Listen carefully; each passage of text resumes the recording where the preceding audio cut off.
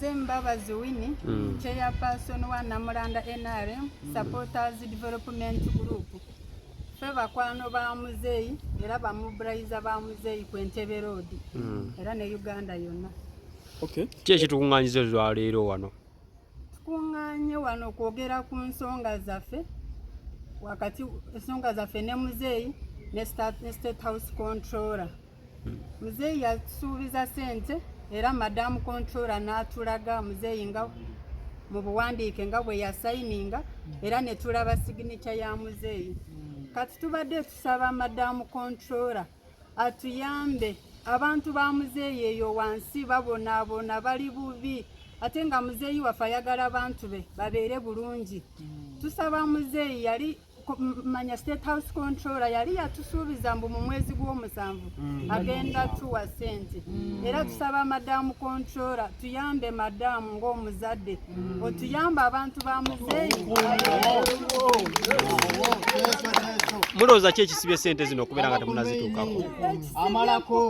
Ekisibye ssente zino nze nsuubira mulimu abantu abagenda ne beefuula nti bakwano ba muzeeyi naye ate nga bamwonoonera abantu ba wansi bakaaba olw'oyo omuntu agenda ne yeefuula ng'ali wakati waffe naye ate nga talina kyayamba ayonoona obululu bwa muzeeyi abantu ba muzeeyi bakaaba.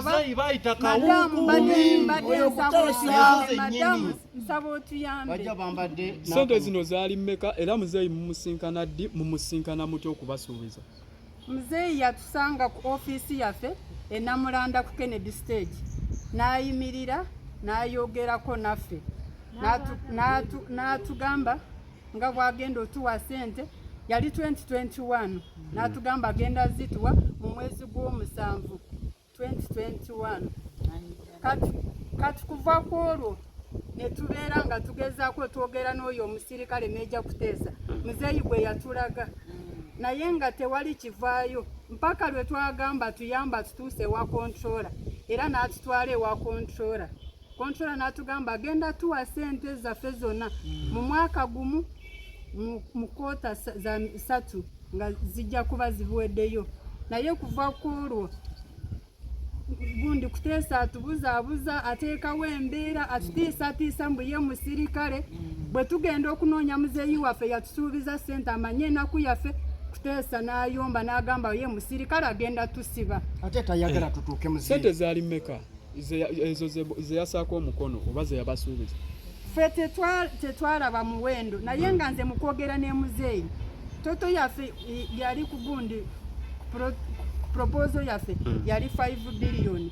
Muzeeyi n'angamba ku ssimu n'angamba ssente zammwe ngenda zibawa mu mwezi gw'omusanvu bye mwansaba byonna era ne muzeeyi n'agamba ngenda kubafunira ettaka ku kubo ngenda kugula ettaka mbazimbireko ofiisi nkole nammwe naye bwe twagende wa Madamu era Madamu yatulaga sayini nga muzeeyi bwe yasayininga era Madamu kennyini n'agamba temukyabanja muzeeyi nze gwe mubanja kati. Kulembeze baffe bagenda mu State House Madam Controller n'abakakasa nga President yatusayiningidde bakomyawo amawulire ne bagamba nti ssente ze twasaba President yazituwadde. Kati bwe twafunayo akasente akatono abantu abatonotono ne bafunako abasigadde batutadde kazito bagamba ssente twazirya bo bagala kweyiwa ku luguudo kwekalakaasa tetwagala bammemba b'enaale mu kweyiwa ku luguudo kuswaza mu kulembeze waffe tugezezzaako amakubo gonna ag'emirembe tukyalemereddwa okufuna ssente zaffe. Tusaba Madam Controller tuyambe ffe tetwagala abantu baffe batakugenda ku nguudo naye bwe tunaalemererwa naffe okwetaasa nti tetwalya ssente tuyinza obbaleka ne bagenda oba ne bagwa ne batayiza konvoyi ya muzeeyi oba ekintu ekirala kyonna kye tutayagala kukola ffe nga banna NRM. N'olwekyo Madam Controller tukusaba nga bw'otuyambye n'ojja otuwaako buno bwatandika abamu ku ffe bammembazi baffe baafunako ne tukwegayiridde abakyabulayo be bangi tuyambe ssente zaffe ozituwe tuwe bammembazi baffe bagende bakole pulaani zaabwe zonna pulojekiti bwe zitambula kati mu budde tutuuke mu kaseera ak'okumobilizinga nga buli omu pulojekiti yatambula tugende tukole emirimu gya kampeyini zenewaka buli omu ali mulungi kwe kusaba kwaffe Madam Controller. Yala mama yo muzeeyi antwaye mpeo mutulimba nnyo.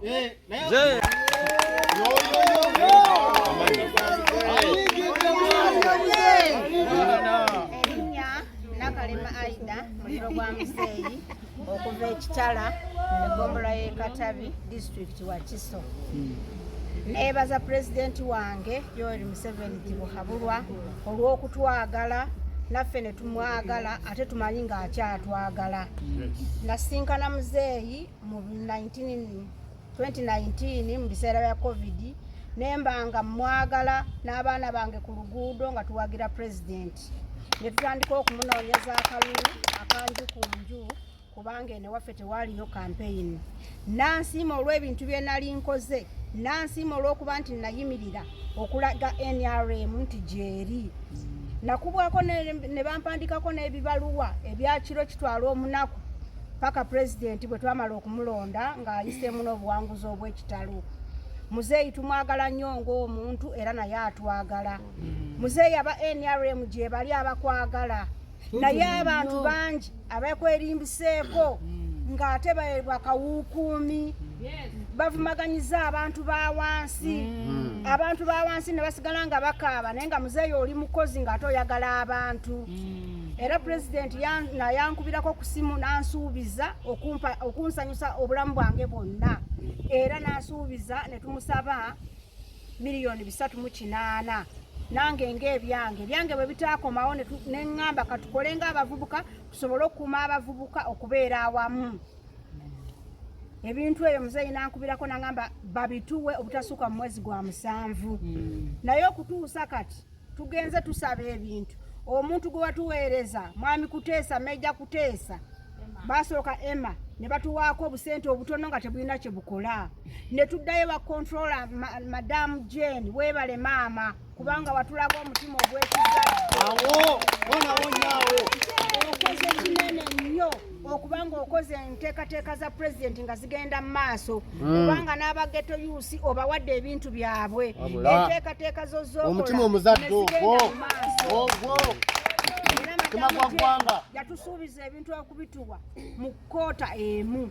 Olw'okuba nti Meja Kuteesa ajjanga bw'ajja bw'addayo bw'aleeta okubalirira ebitabo tumukubira amasimu oluusi n'atagakwata. Tumugamba gy'abalirira ebitabo by'obwo obusente bwe baatuwaako talabika. Abawa nsonga ki?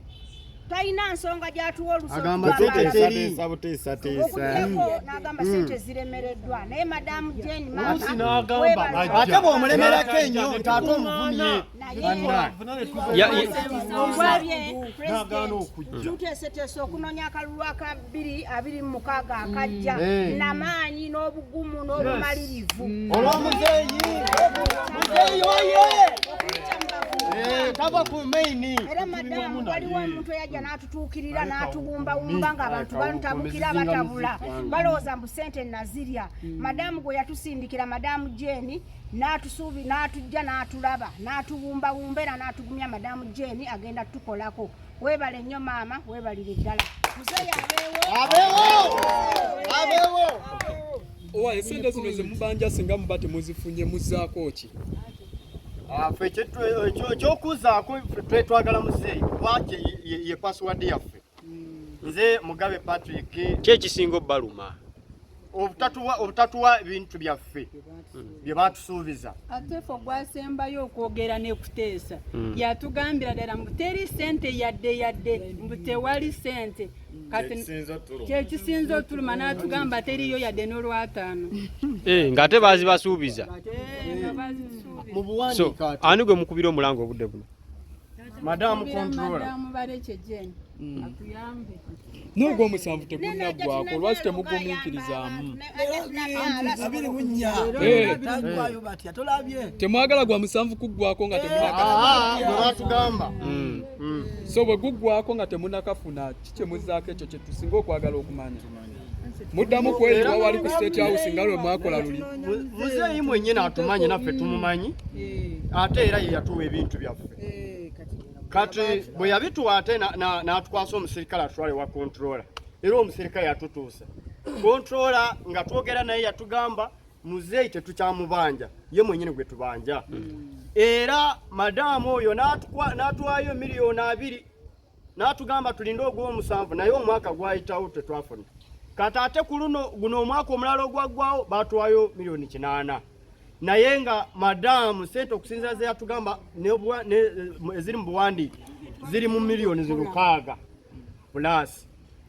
Kati tubadde tusaba madamu controller tukimanyidde ddala nti ensonga zaffe azisobola kuba basoboledde ziri ez'aba industrial hub eza skilling tumanyi nti nezaffe tezisobola kumulema. Era madamu kyetuba tukola eribulayo muzaako ki kyetuzaako era wano tetuze kwekalakasa era otulaba nti tuli bantu batono nnyo tuli bakulembeze ffekka. Kati ekikulu kuba nti twagala twassociatinga ne controller asobole okutegeera ensonga zaffe naye ng'abantu bo gye bali bangi tetusobola ate kugamba nti ate bajje mu bino. So kyetwagala tusaba madamu controller asobole okuwuliza obulumi bwaffe bwe tuyina tumanyi nti asobola okikola kubanga n'ebirala bye yakatukolerako yabikola ng'era amaze okutulaba. So tusaba mu mbeera eyo atuyambe mu skilling nga zino project eza government zeyatuukiriza eza skilling industrial hub naffe tuyambe abavubuka baffe bali eno bali idle ate nga ensonga muzeeyi zamanyi zezo z'okukulaakulanya abavubuka b'eggwanga nabo babeeko kye bakola tukulaakulanye eggwanga lyaffe.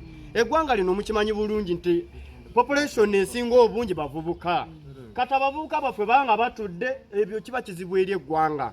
So tusaba madamu waffe controller tukwegayiridde maama tukimanyidde ddala nti otumanyi ate naawe tukumanyi bulungi ngabo muzeeyi bwe yakwesiga naffe tukwegayiridde kola ku nsonga zaffe naffe abavubuka baffe babeere bulungi basobole okweyagalira mu ggwanga lyabwe. Ffe tuli mikwano gya muzeeyi ate tuli mukwano gwo controller otulabirenga ddala mukwano gwaffe okole ku nsonga z'abavubuka baffe basobole okutereera kuba bwe baba bulungi naawe obeera bulungi. Bano abamu banyoko abamu baganda bo bantu bannayuganda ffenna tusobole okubanga nabo batambulira wamu. Amanyi bampita Okelo Tony defense wa group waffe namula na NRM supporters tuli bawagiziba muzeeyi tuli bamubulaza muzeeyi naye kyennumya nnyo tutambula polapala kutesebwa pe muzeeyi yatuwa naye bitu biganyi ganyi bampita Okelo kutesi yantisha n'emundu twayite nkungola songa ku meeting ukuleze najja ku point ukuleze najjamu omulya obadde alajena ye kumukuma bamukuba ku meeting gamuzeeyi watusuubira esintu ukimanyi kuteera ekisobula gwe gwoso atuyamba ukuleze watugenyi tutambula nukeze bange nene naye tere tutuyamba wadi naye esente yatwa milioni 2 twagenda ku sente mulundi 2 yagana tuwa sente naye kinana yatuyongereko tugenda mulundi 2 ku sente kukalakasa naye muzeeyi sagala kukalakasa ebintu ya sente madamu tusaba Patuli babuka tuli bana bato netu wagira muzeeyi naye muzeeyi tuwagira bange nene tukyamwagala ddala sagala tukalakasa ebintu ya sente yatukwana pala tuyambe madamu nsaba gwe nyini nsaba gwe madamu sagala ebintu ya kutesa jakoleka mulimu gwo ingaginze kutesa yangoba ali kukuba ne mundu kosi buli wetambula abera anonya yali akuba na mundu yakoba ne mundu kasa yula ali munyivu ega muzeeyi tuyambe era fenane tukaba tumanyi omuntu kasaje likuledio na agenda tutambula mbera mbi kasaje yateko mbera mbi kasaje atisa madamu segala yola bingi yala tutase yoka kiwedde. Tata muzeeyi tukwagala nnyo kubanga tumanyi oli muntu waffe era otwagala nnyo kubanga tuli bazzukulu bo ate muzeeyi tova ku maini awo bona wonyawo ekyokulala muzeeyi waffe omulungi tubonaabona ku byalo ko tubeera kubanga bamanyi tulina buli kimu bwe twenanika t-shirt zaffe bwe tukwagala ennyo ne balowooza nti tuli bulungi naye taata by'otusuubiza tebituukirira abamu baatusiba nako mukulu kuteesa weebale tusiba naye ffe tukyawagira muzeeyi waffe kubanga gwe twagala naye tusaba maama waffe controller mukwano nga bwe watulaba luli bwe twajja tusaba otuukirize ebyo bye wasuubiza tuyina ennaku tubonaabona ku byalo batugoba mu mayumba olw'ekyo kyokka lwaki owagira